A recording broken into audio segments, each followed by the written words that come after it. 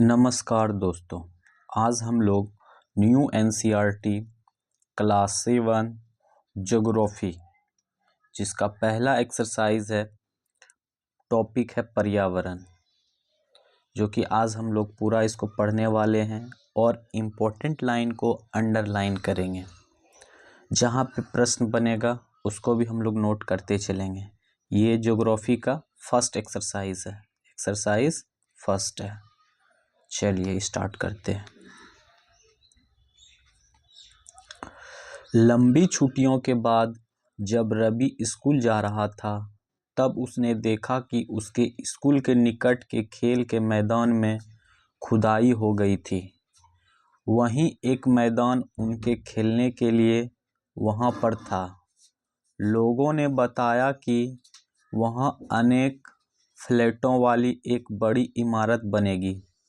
जब रवि को समझ में आया कि मुलायम घास, गेंदे के फूल एवं तितलियों वाला विशाल मैदान हमेशा के लिए नष्ट हो चुका है, तो उसकी आंखों से आंसू छलकने लगे।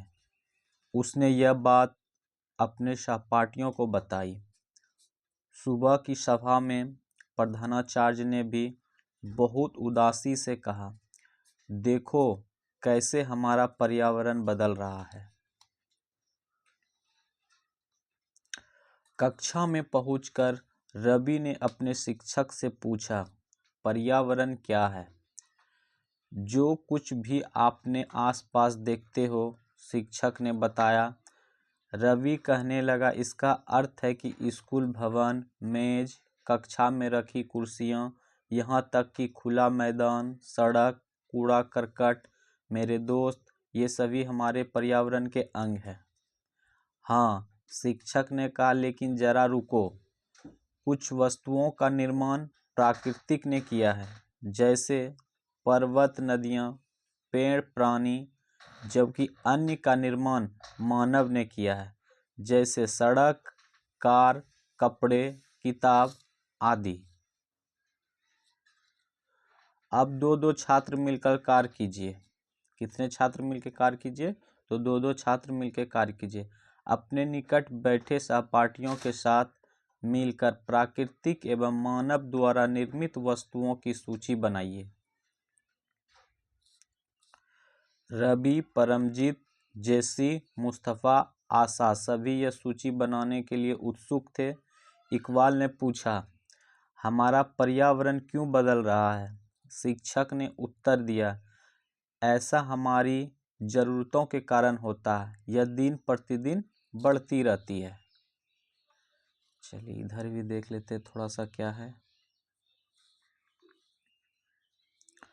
पर्यावरण हमारे जीवन का मूल आधार है।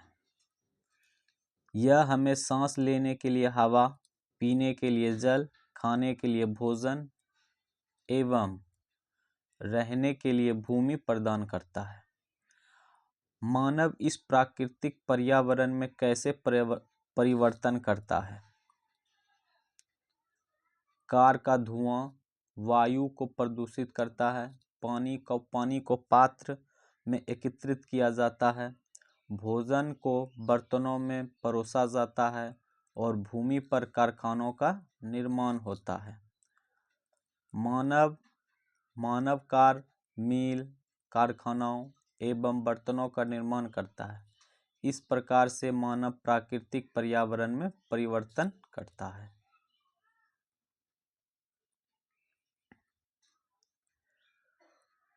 चलिए चित्र देख लेते हैं क्या है। तो पर्यावरण के घटक है। क्या है? पर्यावरण के घटक। तो क्या क्या होता है, थोड़ा इसको भी देख लेते हैं। यहाँ पे क्या, ये मानव है, ये घटक है, ठीक है। यहाँ से एक व्यक्ति है, एक परिवार है, समुदाय बना, फिर धर्म हुआ, फिर शिक्षा, शैक्षिक, फिर आर्थिक, राजनीतिक स्थिति, स्मारक,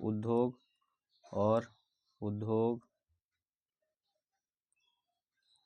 ये मानव द्वारा निर्मित वस्तु है, जैसे इमारत, पार्क, पुल, सड़क, इमारत, उद्योग, ये सब मानव द्वारा निर्मित है।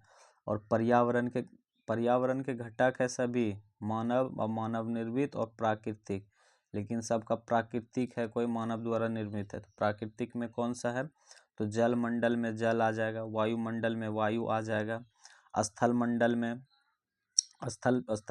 स्थल आ जाएगा, और जैव मंडल में सजीव आ जाएगा। चलिए अब इसको आगे पढ़ते हैं। इसलिए हम प्राकृतिक वातावरण में परिवर्तन करते हैं और कभी कभी उसे नष्ट भी कर देते हैं। ऊपर की वार्तालाप से आप समझ गए होंगे कि किसी भी जीवित प्राणी के चारों ओर पाए जाने वाले लोग, स्थान, वस्तुएं एवं प्राकृतिक को पर्यावरण कहते हैं। पर्यावरण किसको कहते हैं, तो समझ गए होंगे कि चारों ओर मतलब जीवित प्राणी के चारों ओर पाए जाने वाले लोग, स्थान, वस्तुएं एवं प्राकृतिक को पर्यावरण कहते हैं। यह प्राकृतिक एवं मानव निर्मित परिघटनाओं का मिश्रण है। क्या है, जो खुद बना हो और मानव द्वारा निर्मित हो, उसका मिश्रण है, मतलब दोनों का मिक्स करके बनाया गया जो है। प्राकृतिक पर्यावरण में पृथ्वी पर पाई जाने वाले जीवीय एवं अजीवीय दोनों परिस्थितियां सम्मिलित है।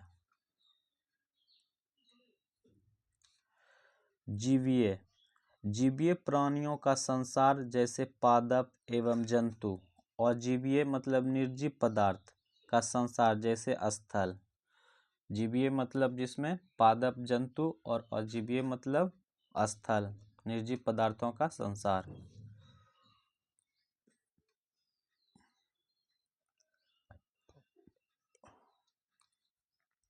जबकि मानवीय पर्यावरण में मानव का परस्पर क्रिया, उनकी गतिविधियों एवं उनके द्वारा बनाई गई रचनाएं सम्मिलित है।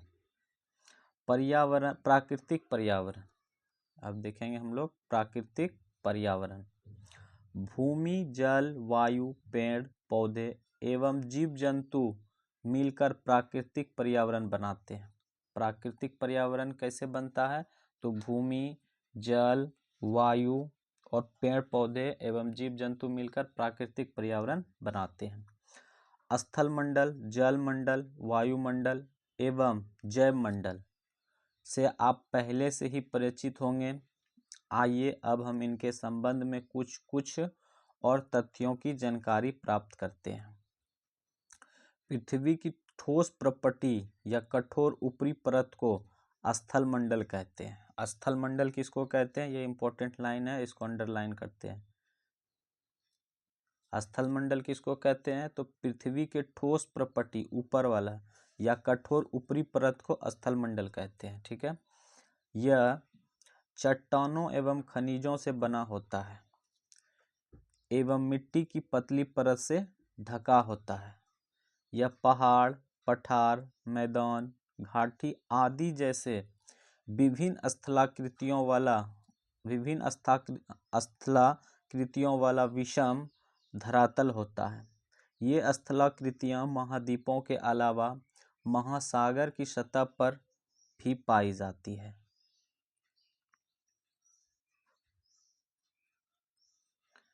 स्थल मंडल वह क्षेत्र है जो हमें वन, कृषि एवं मानव बस्तियों के लिए भूमि, पशुओं को चरने के लिए घास स्थल प्रदान करता है। मतलब देखिए, स्थल मंडल किसको कहते हैं, पृथ्वी के ऊपरी सतह पे, मतलब पृथ्वी के ऊपरी सतह पे जहाँ हम लोग रहते हैं, खेती होता है, मानव बसते हैं, रहते हैं, और भूमि के मतलब किसान के लिए खेती होता है, पशुओं के चरने के लिए घास होता है, वो सब क्या चीज़ में आता है, तो स्थल मंडल में आता है। यह खनिज संपदा का भी एक स्रोत है, मतलब खनिज भी इसी से हम लोग निकाल सकते हैं। चलिए आओ कुछ करके सीखे में थोड़ा सा देख लेते हैं। अपने आसपास के स्थल को देखिए और अपने पड़ोस में भूमि का उपयोग किस किस प्रकार हो रहा है उसकी सूची बनाइए। इसको भी देख लेते हैं। अपने घर एवं स्कूल में आप जो पानी उपयोग करते हैं वह कहाँ से आता है। हमारे दैनिक जीवन में पानी के विभिन्न उपयोग की सूची बनाएं। क्या आपने किसी को पानी व्यर्थ करते देखा है, कैसे। स्कूल जाते समय आसमान को देखें, ध्यान दें कि दिन कैसा है, वर्षा हो रही है, आसमान में बादल है, तेज धूप है या कोहरा इत्यादि। चलिए इसको भी थोड़ा फिगर को देखते हैं। 1.2 फिगर है ये। पर्यावरण के क्षेत्र, यहाँ पे देखिए ये स्थल मंडल है, ये जैव मंडल है, ये वायुमंडल है, ये जल मंडल है। ठीक है, 4 तरह का है। जल मंडल हो गया जल वाला क्षेत्र का, वायुमंडल हो गया ऊपर वाला, और स्थल मंडल तो अभी देख ही लिए क्या है, जहाँ पे इंसान वगैरह रहता है, खेती वगैरह होता है। और जैव मंडल हो गया पर्वत पठार टाइप का। चलिए अब यहाँ से शुरू करते हैं।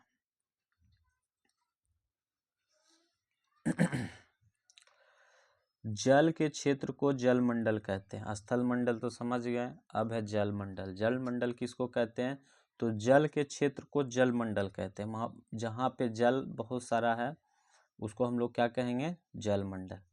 ये जल के विभिन्न स्रोतों जैसे नदी, झील, समुद्र, महासागर आदि जैसे विभिन्न जलाशयों से मिलकर बनता है। यह सभी प्राणियों के लिए आवश्यक है। पृथ्वी के चारों ओर फैली वायु की पतली परत को वायुमंडल कहते हैं। पृथ्वी का गुरुत्वाकर्षण बल अपने चारों ओर के वायुमंडल को थामे रखता है। यह सूर्य की सुलझाने वाली गर्मी एवं हानिकारक किरणों से हमारी रक्षा करता है। इसमें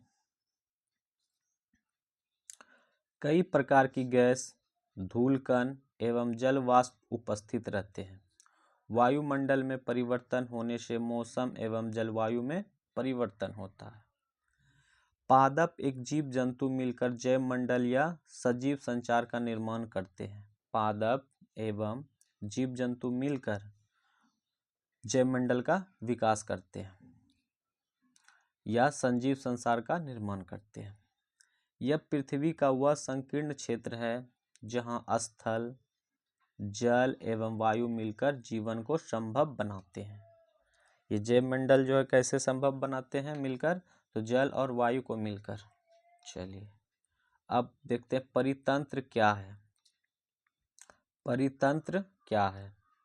रवि की कक्षा के एक एनसीसी कैंप में जेसी ने आश्चर्य से कहा, कितनी मूसलाधार वर्षा हो रही है। जेसी ने क्या कहा कि कितनी मूसलाधार वर्षा हो रही है। इससे मुझे अपना केरल याद आ गया। तुम सबको आकर देखना चाहिए कि कैसे हरे भरे खेतों एवं नारियल के बागानों में लगातार बारिश होती रहती है। तभी जैसलमेर के रहने वाले हीरा ने आश्चर्य से कहा, हमारे यहाँ वर्षा होती ही नहीं है। हमें दूर दूर तक केवल कीकर एवं रेत ही नजर आती है, लेकिन वहाँ ऊंट भी तो मिलते हैं, रवि ने कहा। चलिए पहले इसको देख लेते हैं क्या ये शब्दावलियां में। परितंत्र। परितंत्र वह तंत्र है जिसमें समस्त जीवधारी आपस में एक दूसरे के साथ तथा पर्यावरण के उन भौतिक एवं रासायनिक कारकों के साथ परस्पर क्रिया करते हैं जिसमें वे निवास करते हैं। ये सब ऊर्जा और पदार्थ के स्थानांतरण द्वारा संबंध है। मतलब परितंत्र क्या हो गया?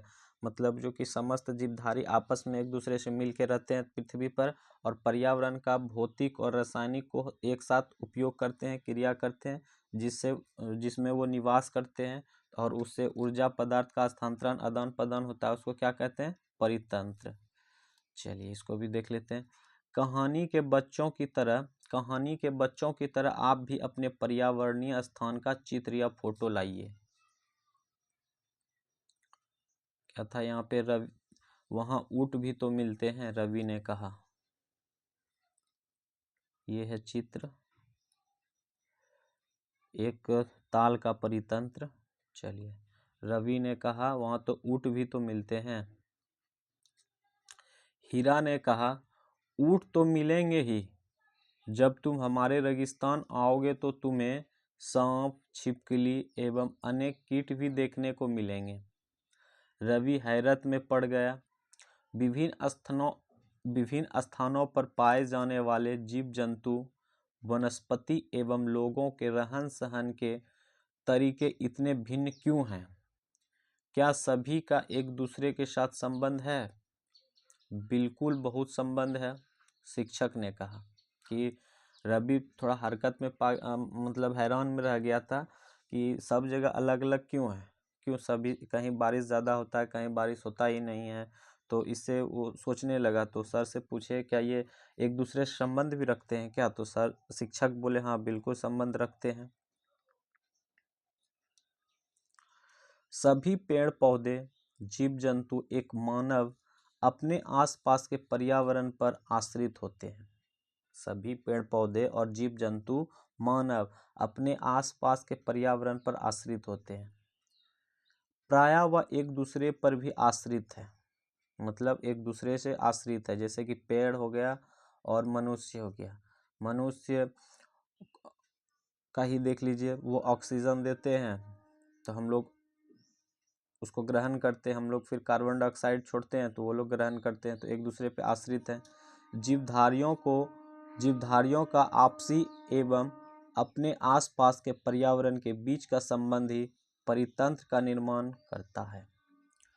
अधिक वर्षा वाले वन, घास स्थल, रेगिस्तान, पर्वत, झील, नदी, महासागर एवं छोटे से ताल का भी एक परितंत्र हो सकता है। क्या आपको लगता है कि जिस पार्क में रवि एवं उसके मित्र खेलते थे वह भी एक परितंत्र बनाता था? अब देखते हैं मानवीय पर्यावरण। मानव अपने पर्यावरण के साथ पारस्परिक क्रियाएं करता है और उसमें अपनी आवश्यकता के अनुसार परिवर्तन करता है। प्रारंभिक मानव ने स्वयं को प्रकृति के अनुरूप बना लिया था।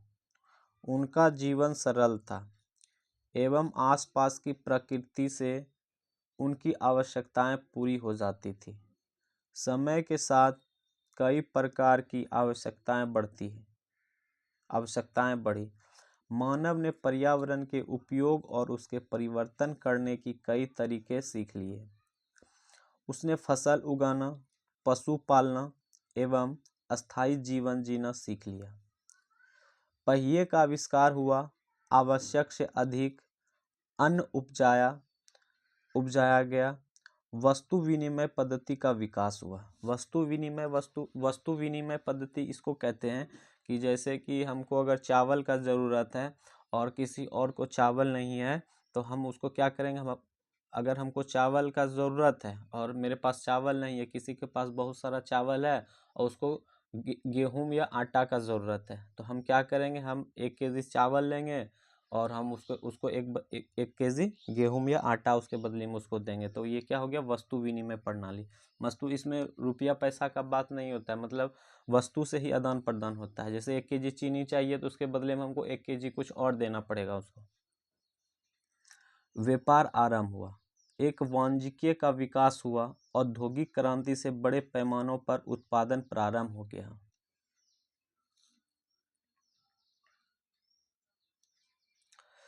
परिवहन तेज गति से प्रारंभ हुआ। सूचना क्रांति से पूरे विश्व संचार सहज और द्रुत हो गए। क्या आप जानते हैं कि आप गर्मी में रसीला तरबूज एवं सर्दी में भुनी हुई मूंगफली खाना क्यों पसंद करते हैं? प्राकृतिक एवं मानवीय पर्यावरण के बीच सही संतुलन होना आवश्यक है। मानव को पर्यावरण के साथ समरसता से रहने का, उसका उपयोग सीखना चाहिए। रवि की कक्षा में मिजोरम की एक लड़की है, नूरी। वह अक्सर अपने स्थान की हरियाली की बात करती रहती है।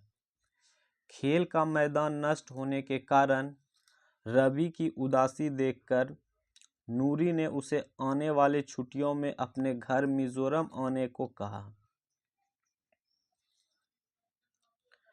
रवि के शिक्षक ने सभी बच्चों से कहा कि छुट्टी में वह जिन स्थानों पर जाएंगे वहां की भूदृश्य, घरों एवं लोगों की क्रियाकलापों का चित्र बनाकर लाएं। चलिए इसको यहाँ से देखते हैं। क्या आप जानते हैं प्रत्येक वर्ष 5 जून को विश्व पर्यावरण दिवस मनाया जाता है? देखिए यहाँ पे एक प्रश्न बनता है कि विश्व पर्यावरण दिवस कब मनाया जाता है, तो 5 जून को। ये प्रश्न बहुत बार पूछा गया है। चलिए कुछ शब्दावली देख लेते हैं। वस्तु विनिमय पद्धति, ऐसे हम इसको डील कर दिए थे। यह वस्तु की अदला बदली का व्यापार है जिसमें धन का प्रयोग नहीं होता है। हम बताए थे ना कि पैसा का लेन देन नहीं होता है, इसमें क्या होता है, वस्तु से वस्तु दिया जाता है। मतलब हमको चावल चाहिए था, उसके बदले में 1 केजी हमको और उसको कुछ देना होगा, तभी वो हमको चावल देंगे। आओ कुछ कर सीखें। अपने पड़ोस के किसी बुजुर्ग व्यक्ति से बात करें और निम्न जानकारी प्राप्त करें। जब वे आपकी उम्र के थे तब उनके आसपास कैसे पड़े थे? बुजुर्ग आदमी से पूछना है। उस समय के घर के अंदर खेले जाने वाला खेल कौन सा था? उस समय उनका पसंदीदा फल क्या था? गर्मी एवं सर्दी के मौसम वे कैसे बिताते थे? प्राप्त जानकारी को दीवार बुलेटिन बोर्ड पर प्रदर्शित करें। चलिए ये टॉपिक हो गया कंप्लीट, और अब इसका कुछ प्रश्न देख लेते हैं, उसके बाद क्लास को समाप्त करेंगे। चलिए 2 नंबर से प्रश्न देखेंगे, वो लॉन्ग वाला है, लॉन्ग क्वेश्चन बाद में कराया जाएगा, शॉर्ट देख लेते हैं। 2 नंबर प्रश्न है, सही उत्तर चिन्हित कीजिए। कौन नंबर प्रश्न है, इनमें से कौन सा प्राकृतिक परितंत्र नहीं है? मतलब कह रहा है प्राकृतिक नहीं है, मतलब कृत्रिम, जो मनुष्य द्वारा बनाया गया होगा। तो 4 का हो जाएगा बी नंबर। ताल मतलब तालाब, तालाब कौन, इंसान बनाया था। 1 प्राकृतिक है, मरुस्थल प्राकृतिक है जो कि खुद बन जाता है ये। चलिए 4 नंबर प्रश्न देखते हैं। इनमें से कौन सा मानवीय पर्यावरण का घटक नहीं है? कह रहा है कि कौन सा मानवीय पर्यावरण का घटक नहीं है, तो स्थल ये मानवीय पर्यावरण का नहीं है। समुदाय मतलब जहाँ पे लोग इकट्ठा बैठते हैं। धर्म रिलीजियन मतलब कि कौन सा जाति धर्म का है, ये सब हम लोग मानवीय पर्यावरण में आता है। स्थल जो है ये मानवीय पर्यावरण में नहीं है, तो ऑप्शन नंबर 1 हो जाएगा इसका। चलिए 2 नंबर प्रश्न देखते हैं क्या है। इनमें से कौन सा मानव निर्मित पर्यावरण है जो कि मानव द्वारा निर्मित है? इनमें से कौन मानव द्वारा निर्मित पर्यावरण है? मानव द्वारा कौन बनाया जाता है? गो का हो जाएगा सी नंबर। सड़क हम लोग मनुष्य द्वारा बनाया जाता है। समुद्र तो नहीं बनाया जाता है, पहाड़ भी नहीं बनाया जाता, तो क्या हो जाएगा 3 नंबर हो जाएगा सड़क, जो कि मानव द्वारा निर्मित किया जाता है। चलिए लास्ट प्रश्न है घ नंबर। इनमें से कौन सा पर्यावरण के लिए खतरा है? मतलब हम इन्वायरमेंट के लिए क्या खतरा है जो कि हमारा पर्यावरण को दिक्कत पहुंचा सकती है? तो ये हो जाएगा जनसंख्या में वृद्धि, पॉपुलेशन में ग्रोथ हो जाएगा तो बहुत दिक्कत हो जाएगा, क्योंकि जैसे जैसे जनसंख्या बढ़ेगा वैसा पर्यावरण में खतरा बढ़ते चले जाएगा। क्या, क्योंकि आदमी का प्रयोग करने का विधि और अलग है और बहुत सारा यूज हो जाएगा, तो फिर आगे दिक्कत हो सकता है। चलिए 3 नंबर प्रश्न है। 3 नंबर प्रश्न है, निम्नलिखित स्तंभों को मिलान सही जोड़े बनाइए। मतलब मिलान करना है। जैव मंडल क्या होता है? जैव मंडल क्या होता है, तो अभी हम लोग उधर पढ़े थे, वह संकीर्ण क्षेत्र जहाँ स्थल जल एवं वायु परस्पर मिलते हैं। तो को का हो जाएगा 5 नंबर ये। वायुमंडल क्या है? वायुमंडल क्या था, तो पृथ्वी को घेरने वाला वायु का चादर को हम लोग क्या कहते हैं? वायुमंडल। गो नंबर है जलमंडल। जलमंडल किसको कहते हैं?